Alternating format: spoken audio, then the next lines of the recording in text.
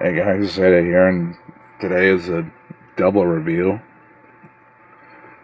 of the Toy Biz Batman and Joker from '89. I was originally just looking for the Batman figure by itself, but then I saw this in a lot with Joker, and it was a good opportunity to pick both of those up. So start off with Batman first. Now, just from looking at it, looks like the variant I got was the Keaton variant. There are different variations of this figure because of likeness rights. So there are very different versions of the head sculpt that were made. This guy's not complete, unfortunately. He doesn't have his cape or the batarang that he came with that you could loop onto the grapple belt here. But for what it's worth, the figure is in great condition, other than this crud on the back, which I don't know if this was an error on Toy Biz's part, or if this is just something, or maybe someone accidentally dipped this figure in red paint or whatever. But it's in the plastic pretty good, so I doubt I'll probably be able to remove it. But the suit details are there, the little thingies here. You got the armor. The detail on the belt is good. Gauntlets there. Got the boot detail here. Overall, it looks good. But yeah, the way the cape would have attached, it's similar to this, and this is the cape that came from the McFarlane Superpowers Wonder Woman, but it would just attach through a C-clip, and that's how you would put the cape onto there.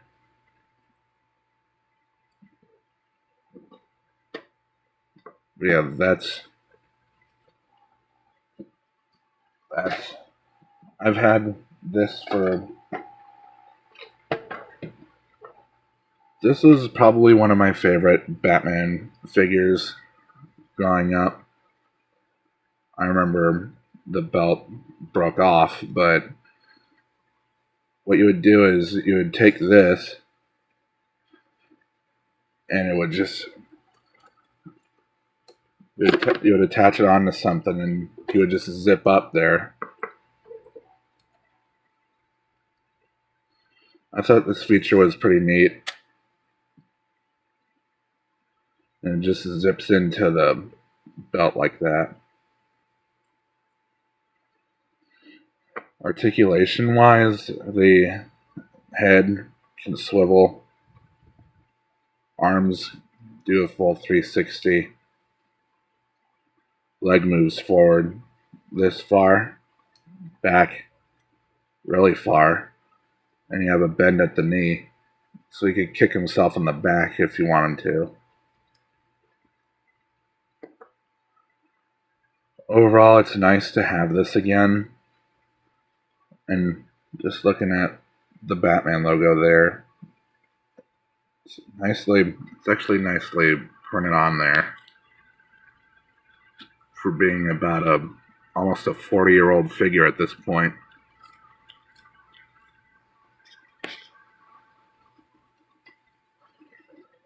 So that's it for Batman. Let's move on to the Joker real quick. I never had a Toy Biz Joker, but it was a good opportunity to pick it up. So this figure really doesn't have any nostalgic value to me. And the one thing that's accurate on this guy is the costume. Other than that, the head sculpt is it has zero likeness to Jack Nicholson. It is more in the comic book style. Even the inside of the mouth isn't painted. And you'll notice the hole here.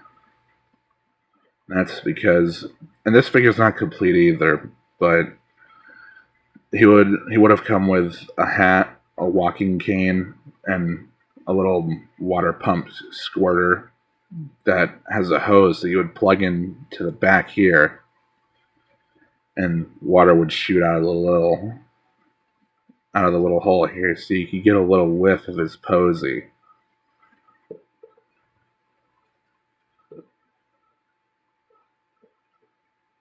But it's really, other than that, the sculpt's good. You do have, because it's Toy Biz, you have these metal pins in the knees, which must have been easier for them, just so they don't have to mold a plastic pin.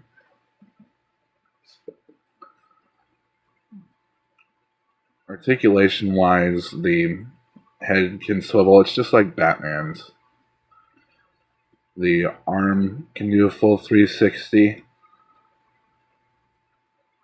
Leg moves forward this far, backward this far, and he has a bend at the knee there.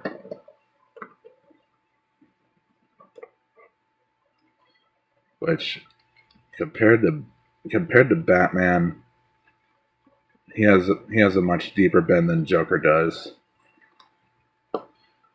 Overall, I like these figures, especially Batman, because it's something I used to have as a kid, and it's nice to have again.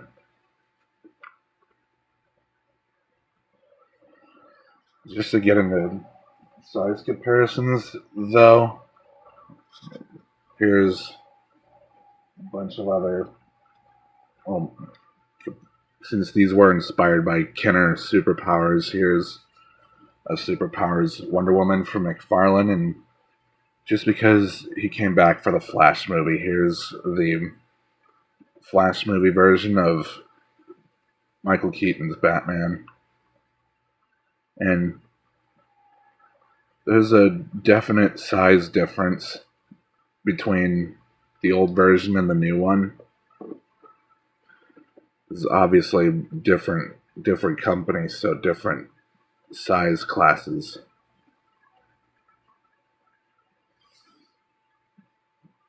So that's pretty neat. Here's the DC Multiverse from Mattel.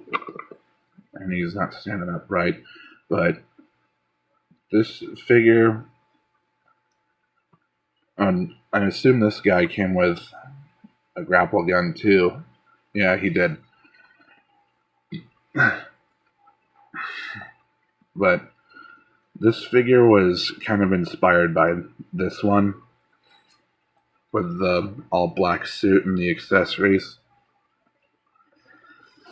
So it's nice to have a old and new comparison.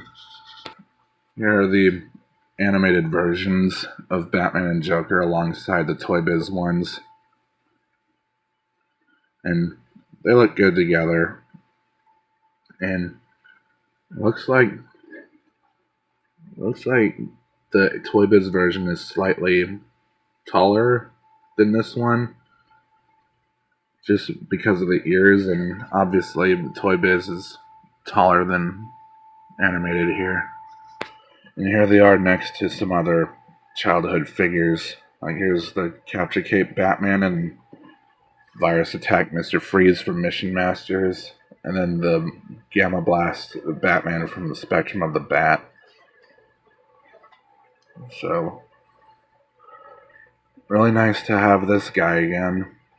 Joker, he's pretty good. It's just I never had him, so he doesn't have nostalgic value. If I wanted to, I could go hunting for a Bob the Goon figure just to get the main three figures, because Toy Biz only released 3 of them. which was Batman, Joker, and Bob. So they had to, I guess they had to pump up the line with other DC heroes and villains. So I guess so you could get more extra value out of the line. Not entirely sure. But that's really it for this review. I hope you enjoyed it. Like, comment, subscribe, share the video, and hit the notification bell. You can also, on my About section, you can find my Discord and my socials. And this has been Zeta. Hope you have a better evening than I'm having right now.